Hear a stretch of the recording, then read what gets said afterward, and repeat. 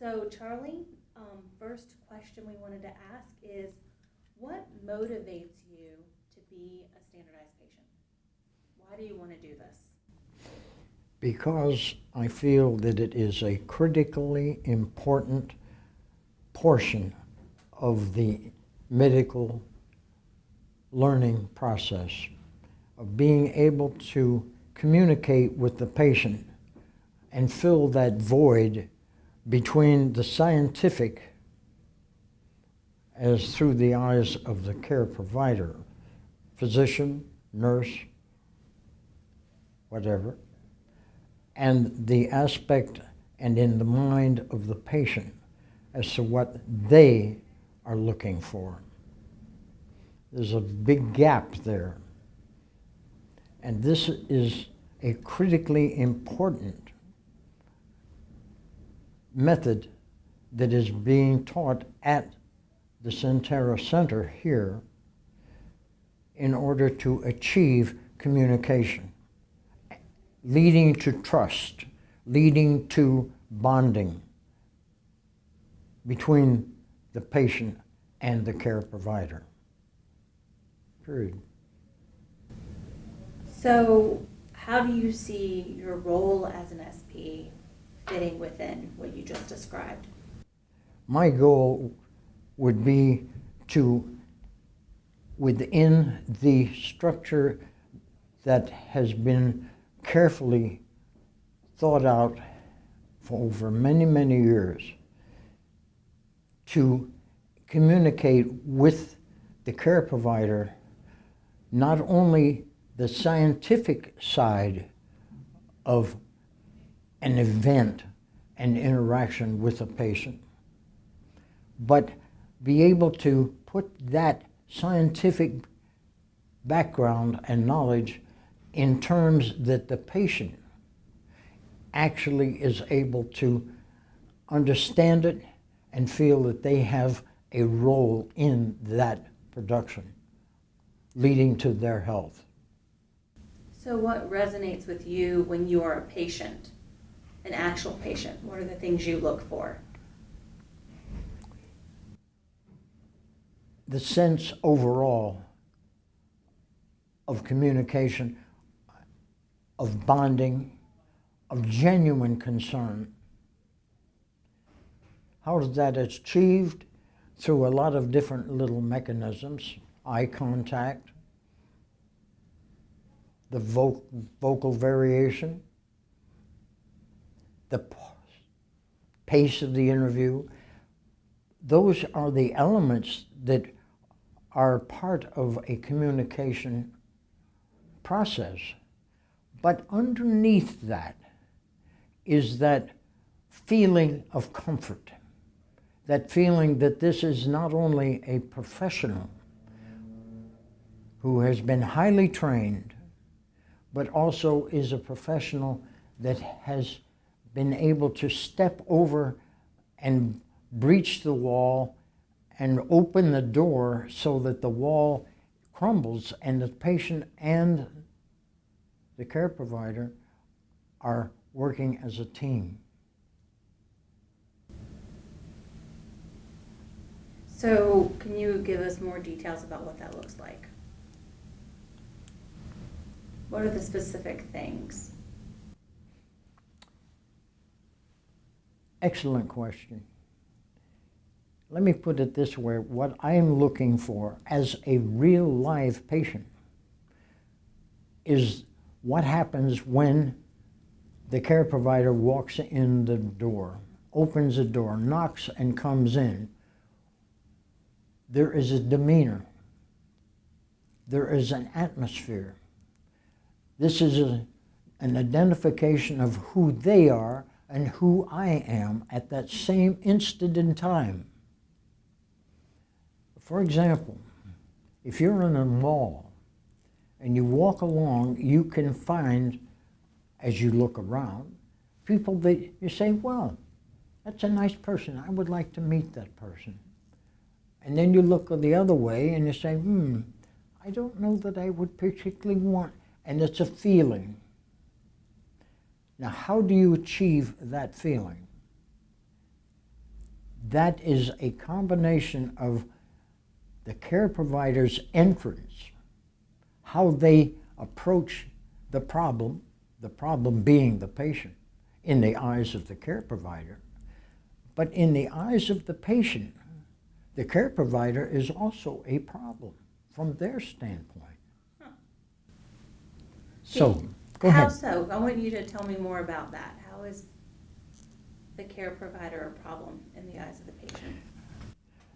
The care provider that comes in and you have the feeling that they are rushed. They're under a time schedule. They have to see so many people in so much time, and they come in and hardly look at you, don't establish a pause, don't look you in the eye, immediately head for a sink, for example. How do they do that? Explanation. As they explain what I'm going to be doing, from the moment they come in that door, good afternoon, excuse me, I'm going to wash my hands, how are you doing? Whatever. But immediately establishing that they care about me. Not only the eye contact, again, it's their demeanor, their stride. How are they walking? Are they shuffling? Are they tired? The body language, you're looking at that. You're getting that feeling that you get when you look at a person in a mall. Now, this is the first time that you meet a new care provider. How about the ones where you have had a care provider for years? Now you're comfortable. You, as a patient, are becoming more comfortable. Is that reflected in your mind as the patient by the care provider? I keep saying care provider. It could be a registered nurse, could be a medical assistant, a physician's assistant. It could be any of these. But it's, again, how they are communicating their professional concern. It's a personal concern intermixed with a professional. You already know that they are a professional. Otherwise, why are you here? Why are they here? All right? So how have you seen that evolve or change? You've been a patient for a long time. What's different now than it was 50 years ago? That is an excellent question again.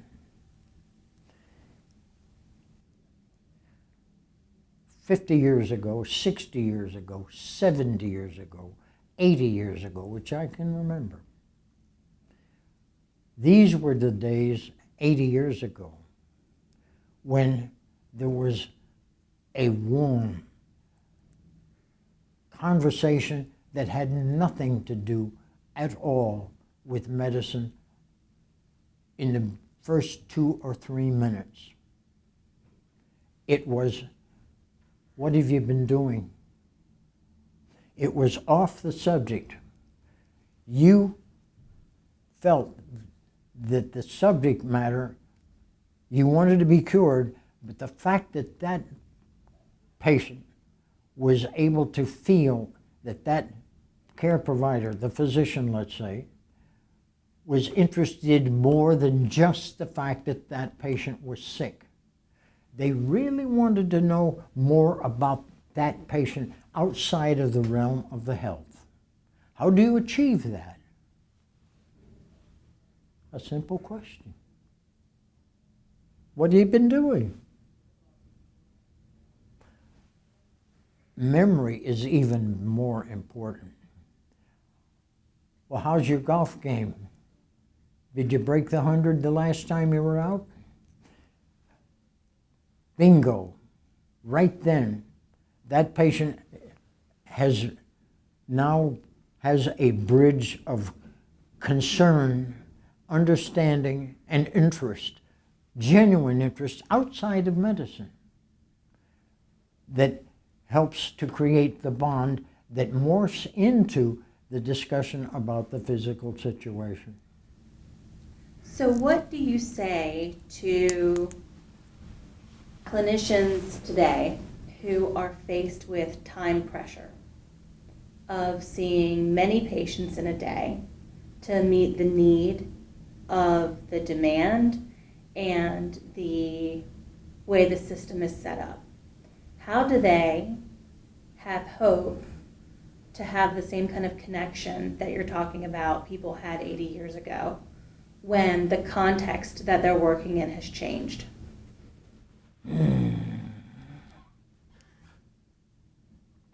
That's quite a question.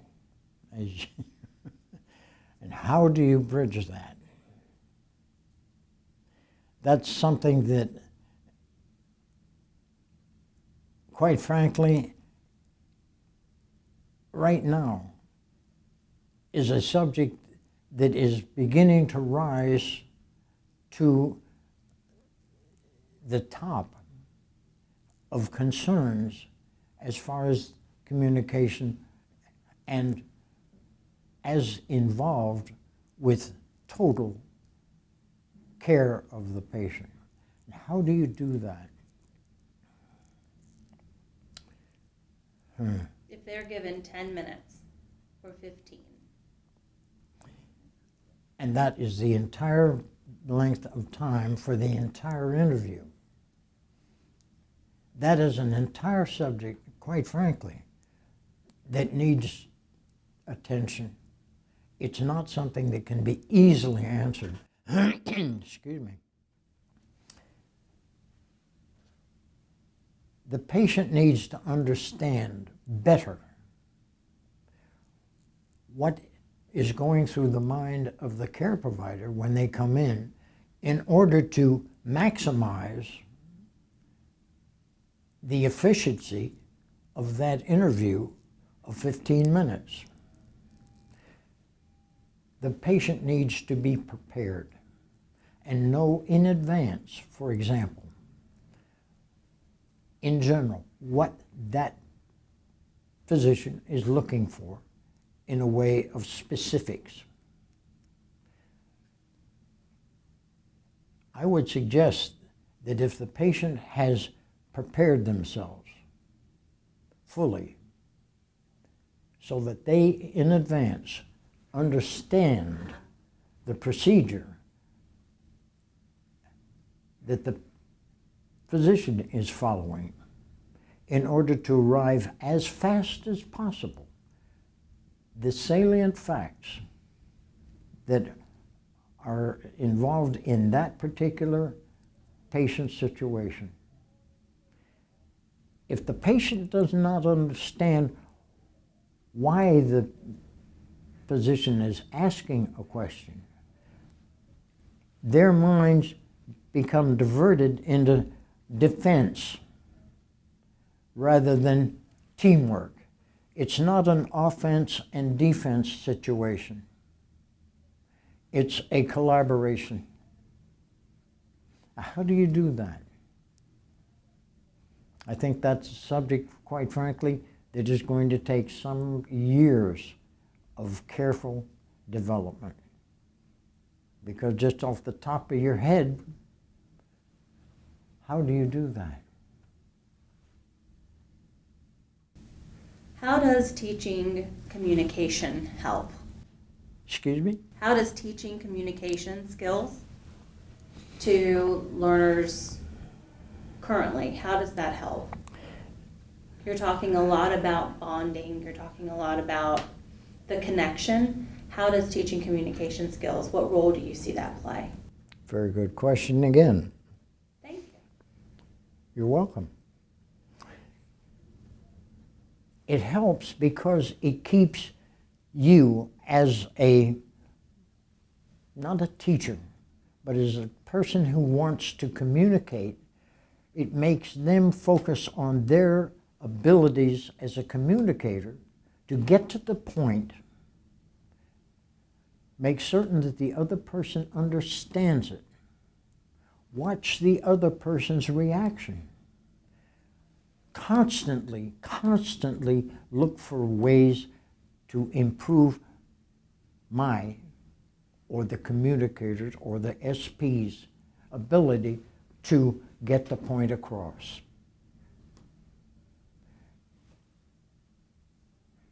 It is dedication.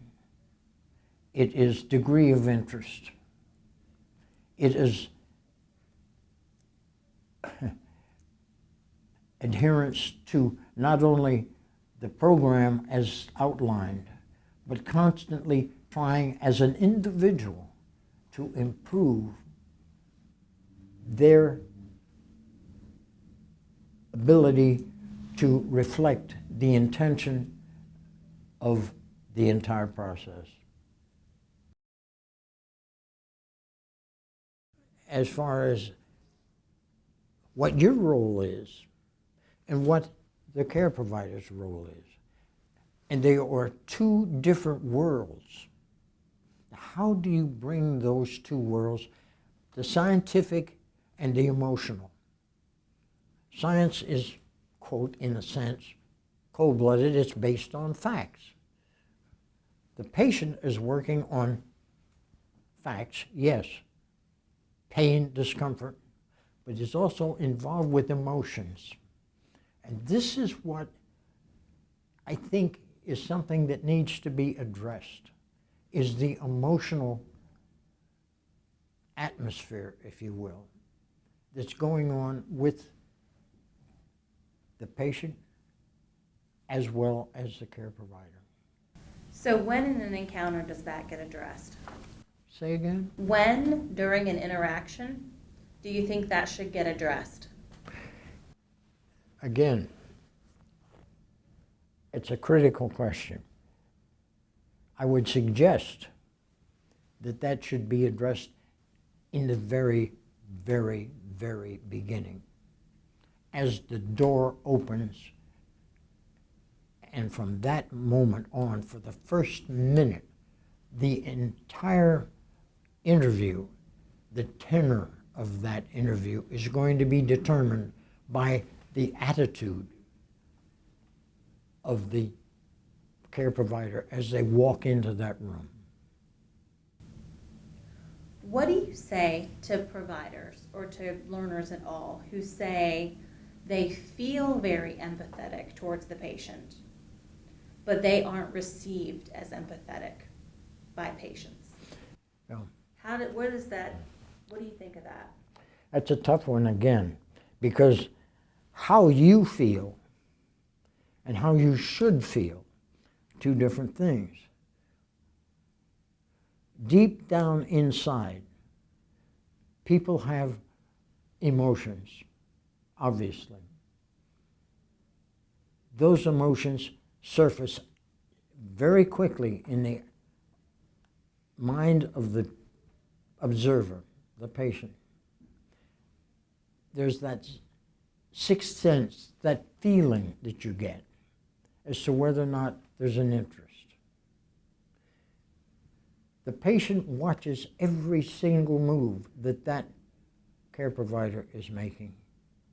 The shake of the head this way, or the cocking of the head, the hand position, everything is part of that communication. It's not just the words, it's not just the way they're said, such as the emphasis on certain words.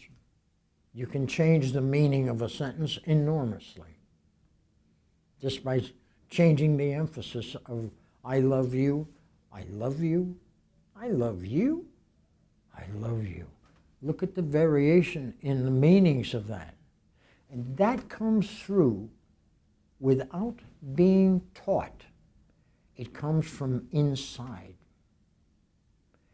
And that is where it is a very, very difficult thing to teach, other than for the care provider to be able to learn to really introspect what their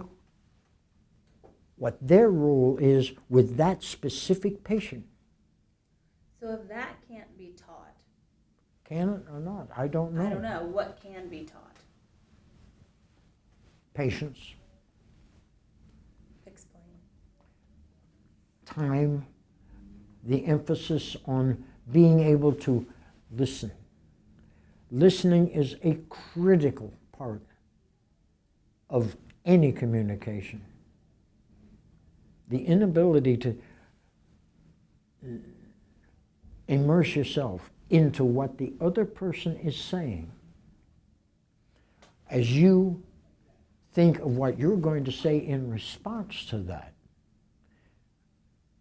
That is a tremendous barrier. Listening is critical. And how do you know when the other person is listening? How do you know when someone's listening? I don't know the total answer for anybody else. I know for me. Okay. If I see the other person, their body language, are they leaning forward? I'm analyzing it. I'm picking it apart. But this is part of a cake that you make. But it's the body position forward, back, the hand position, what they're doing. Are they musing about it? Are they thinking about it? Are they hearing what?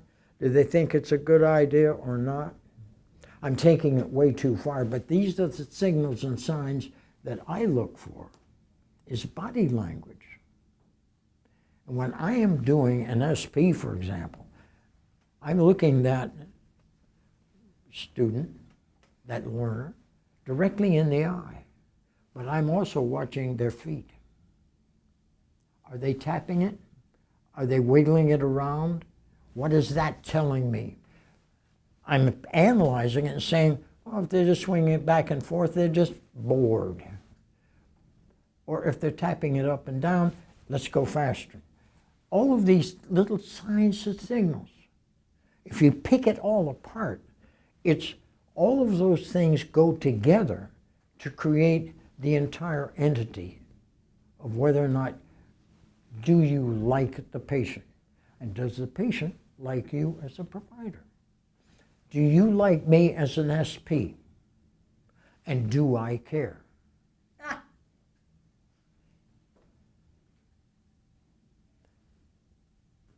I care. I care to a different degree with each individual learner. Some you feel that you want to reach out any way you possibly can because you want to help break that kind of a barrier, as compared to the ones that you don't feel that you want to learn from the learner. There's an old expression, Docius Docamus. We learn by teaching. Every single encounter is a learning experience, hopefully and prayerfully, for the learner. It should likewise be for that SP. Now, there's a problem there. And that is that the SP needs to, at the same time, remember to stay within the confines and within the structure that has been so carefully worked out as to how to communicate, communication skills to the care provider. You don't want to go off on your own, but you want to put it in the back of your mind and then later say, this is what I did. What do you think? And you want an honest answer.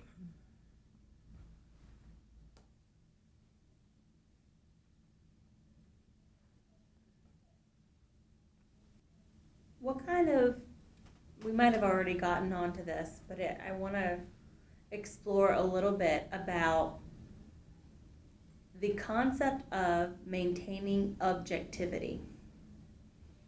Because what you're talking about is all very subjective kind of stuff. And one of the things that we're challenged with when we are working with learners is how do we take something that's subjective by nature and find the objectivity within it? How do you reconcile those two? How does a judge decide that he's a judge? Yes. And each case is different. The case may be the same. The learner is totally different. If you have 147 students, learners, you got 147 different views, mindsets. How do you keep objective about each one of those people and that they are all, in a sense, equal when you know they're not? So how do you remove yourself and become disengaged? Mm-hmm. Especially when the whole point is to be engaged. Right. Again, a critically important aspect of what you're doing here. As you proceed from one learner to another in a series of interviews or events in one particular day, right? How do you wipe the slate clean as compared to what the previous learner and their reaction and their interaction with you as an SP? Now, how do you close that down and say, okay, next, without carrying that forward? It takes the ability to inspect your own mind. It requires introspection. It requires you being able to know who you are and what you are trying to accomplish, and that you can only accomplish that to the best of your ability to satisfy the needs of that learner by saying, this is another new challenge, and I am going to learn from this new learner as compared to the one I just learned from. It's a learning situation rather than a judgmental. And that's the difference. I think that a little bit too often, the aspect of being judgmental enters into the role of the SP during feedback. But that feedback is based on what they observed during that interview. You're making it judgmental. I think you did a wonderful job. Well, have you ever considered doing so-and-so? You're making a judgment call there. That's when you, as an SP, have an opportunity to learn what their reaction to when you ask the question, how did they come back? Now, you put that over in a book on the shelf. You have to be able, if it's possible, to be able to close your mind and say, that's a book. I want to read it further along. And I'm not saying next, but now that's closed, and start fresh. This is the same way that you play a game of golf, or you go sailing, you do what, you read a book, whatever it is. I'm excited about something new. That's the key to the thing, my way of looking at it. Okay. What final thoughts do you have to share? Where do you want to go from here? Where do you want to go from here? Where do I want to go from here? Where do we want to go from here? Here's an opportunity, in my humble opinion, to open up an entirely different realm of communication where we are focusing not only on the learner's viewpoint and what they're picking up on, but focusing on the recipient and through the eyes of that patient. And if we can understand how that patient reacts to some of the ways that the care provider approaches the situation, it's a situation, not necessarily a problem. And together, again, it's like a canoe. Two people in that canoe, you as a patient and the care provider. Who has the paddle at the back end of the canoe? It's the care provider. But he has to have that paddler up forward. And together, by working together, they can go where they want to go. Instead of going over the falls, the care provider can, by understanding that the patient in the bow is tired, wants a rest, wants peace, wants quiet, doesn't want to hurt anymore because they've been paddling so hard. So that care provider in the stern can take that oar and steer that canoe to quieter waters. Now, I'm using it as an example, but this is what it is. It's two people working together, but they both know that there is a team behind each one of them. There's a family over here, in the case of the patient, and there's an army of scientific assistance, technology, training, and talent behind, so the two of them bring those two forces together in that one boat. Now that's where, now, the emphasis has been on the care provider. I think it's, my humble opinion, by letting the patient know what and where and how and when and who is going to do what in order to reach that goal. That is the other side of the coin. That's it.